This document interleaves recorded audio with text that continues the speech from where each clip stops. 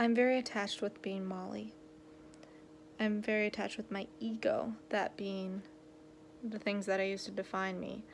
Molly, having thoughts, being creative, being an INFJ, martial arts, ninja, singer-songwriter, all the things that I identify with, I so strongly feel attached to, and I'm not so much ready to let go, but I do understand enlightenment, or like what I do understand the idea of us having an ego and looking at the thoughts that we're having as being not necessarily our own.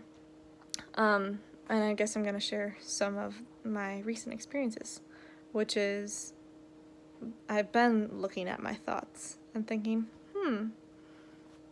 that's an interesting thought. But it's not, or that's a thought.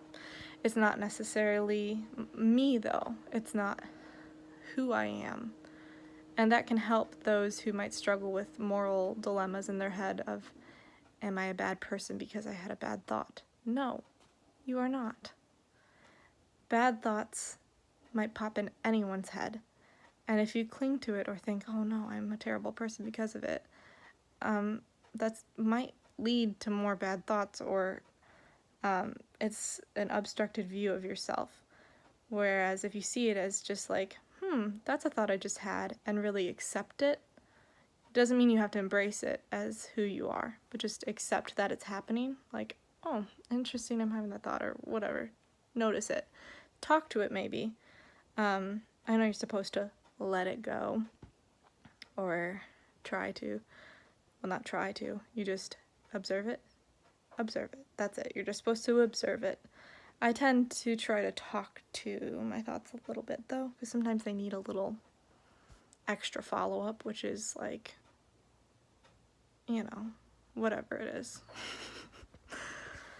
I'm just talking about thoughts without giving any of the actual thoughts.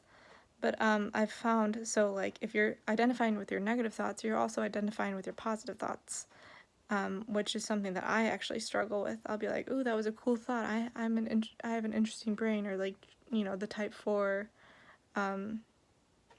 thoughts, or like character, thinking that you're unique and creative in your own special way, when really it's might be a universal thought that other people have thought before, and it's just coming into your brain. But it's not necessarily who you are. And I recently listened to a podcast with Eckhart Tolle talking about when he sort of got rid of his ego. The death of his ego was when he was almost